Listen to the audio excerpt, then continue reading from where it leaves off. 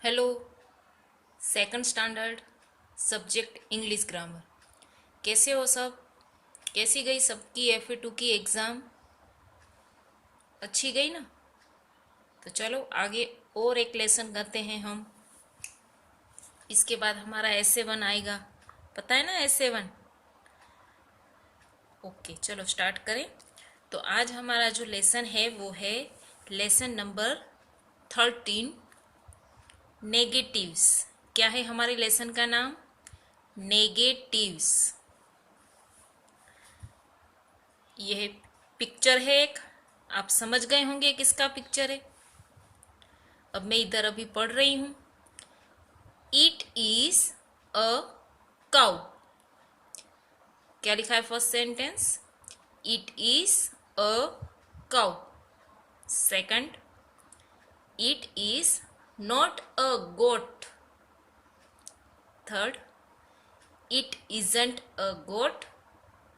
Okay, ये जो 3 sentence हैं उसमें पहले में कहा है कि यह एक काऊ है, यह एक गोट नहीं है, यह एक गोट नहीं है। ठीक है, यह एक काऊ है, यह एक गोट नहीं है, यह एक गोट नहीं है।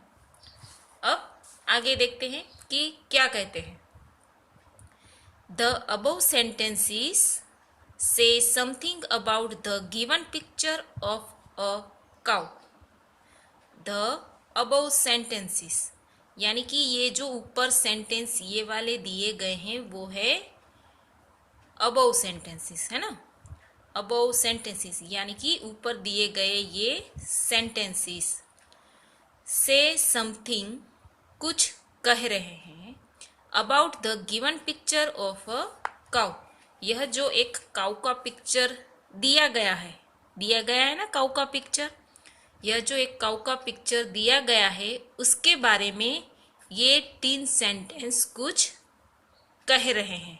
ओके, अब द फर्स्ट सेंटेंस अफर्म्स और सेज यस।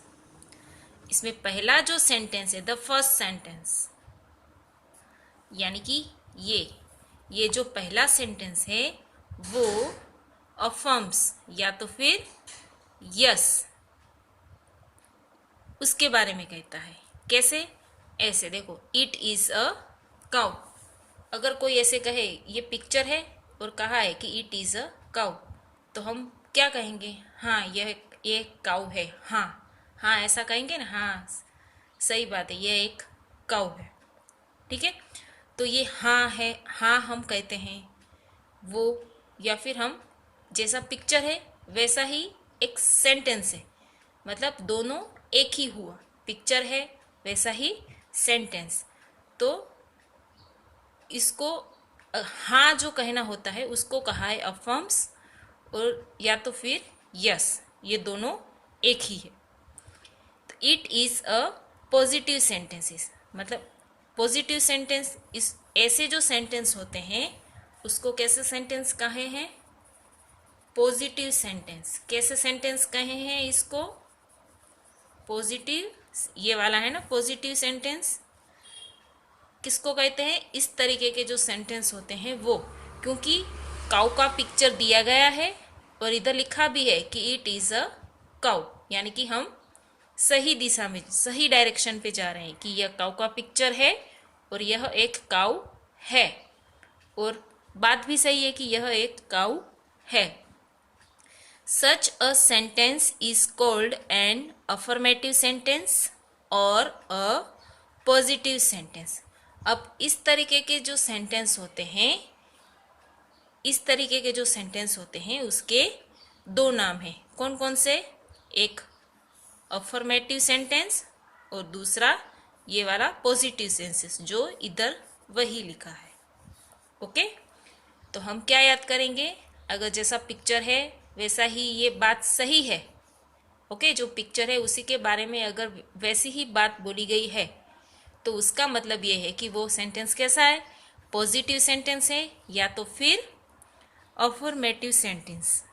कैसा है? Affirmative sentence. ठीक है, किसके लिए? ऐसे सेंटेंस होंगे तो ये दो तरीके के कहलाएंगे। तो अब उसके बाद है the sentences second and third have the sense of refusal और नो। जैसे अब इधर कह रहे हैं कि जो सेकंड सेंटेंस और थर्ड सेंटेंस, ये जो सेकंड सेंटेंस और ये जो थर्ड सेंटेंस है, इस सेंटेंस के पास ना कह रहे हैं, ना जता रहे हैं कि नहीं यह गोट नहीं है ना। इट इज नॉट अ गोट, यह एक गोट नहीं है, नहीं जता रहे हैं इस सेंटेंस में। तो जहाँ पे ऐसे नहीं जताते हैं, नॉट जताते हैं, है ना, ये जहाँ पे इस तरीके से नॉट जताते हैं, उस टाइप के सेंटेंस को, उस टाइप के जो सेंटेंस होते हैं उसमें नहीं बताना या फिर नो बताना, तो उसको कहा जाता है नेगेटिव सेंटेंस। क्या कहा जाता है? Negative sentence. तो ये दोनों जो हैं वो कैसे सेंटेंस कहलाएंगे? नेगेटिव सेंटेंस, है ना। तो यही तो है हमारा लेसन, नेगेटिव्स। तो जिस तरीके के सेंटेंस में ऐसे रिफ्यूजल टाइप, नो ऐसा कुछ आएगा, नहीं है ऐसा कुछ आएगा, तो वो सेंटेंस कैसा हुआ? Negative sentence. अब इसमें भी देखो दो तरीके से नोट है। एक ये वाला नोट कैसा है? ऐसा है। और ये वाला नोट कैसा है? ये वाला नोट ऐसा। और दूसरा नोट कैसा है? ऐसा। ये ऊपर ऐसा किया। तो ये दोनों एक ही है, पर अगर हमको इतना लंबा नहीं लिखना है तो शॉर्ट में ऐसे लिखा जाता है। ठीक है।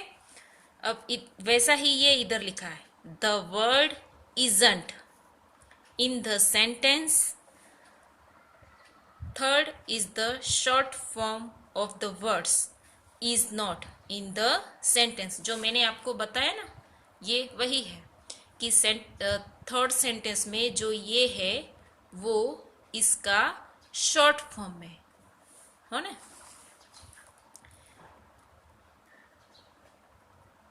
So both the sentences have the same meaning. तो अगर आप ऐसे नोट लिखते हो या फिर ऐसे नोट लिखते हो तो दोनों का मीनिंग जो है वो एक ही रहता है। जैसे कि इधर इट इज नॉट अ गोट लिखा है तो वही हुआ कि यह एक गोट नहीं है। और इधर भी इट इजंट अ गोट तो भी क्या हुआ कि यह एक गोट नहीं है। इसको भी नॉट कहेंगे, इसको भी नॉट ही कहेंगे। पर अगर ये किसी हेल्पिंग वर्ब के साथ लगता है तो उसको ऐसे बोला जाता है इजंट। क्या बोलते हैं? इजंट। और इधर बोलेंगे इज नॉट। ओके।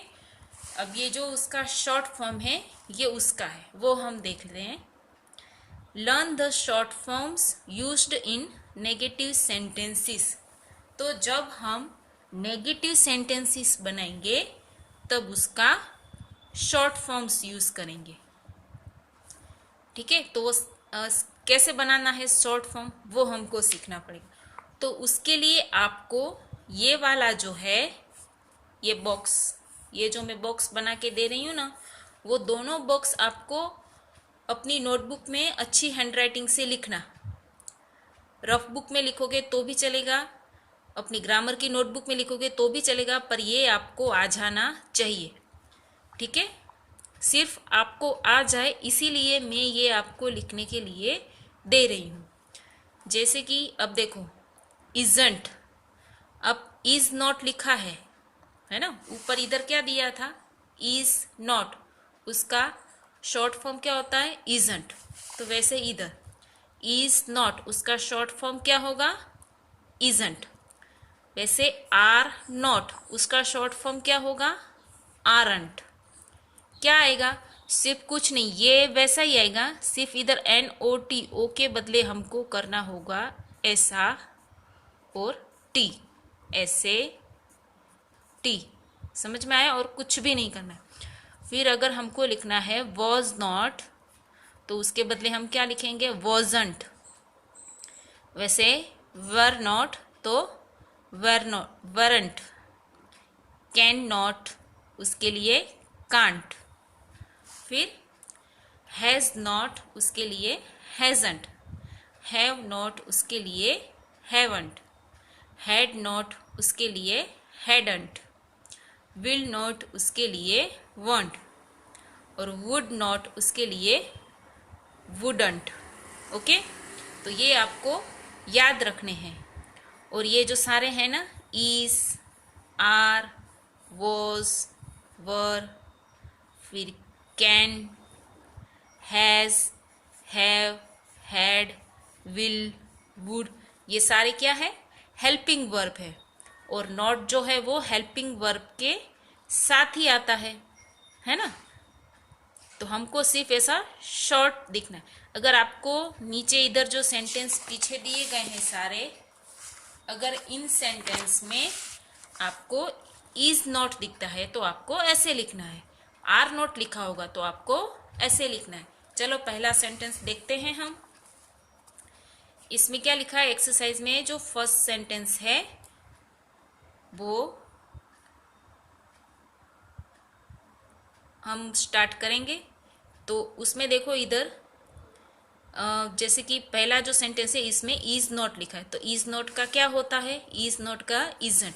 तो देखो इधर आंसर में क्या लिखा है? इजंट, है ना? तो आपको ये आ जाना चाहिए, तब भी आप नीचे की एक्सरसाइज में इसका शॉर्ट फॉर्म इस तरीके से लिख पाओगे। ओके, तो ये लर्न करना है। Thank you students.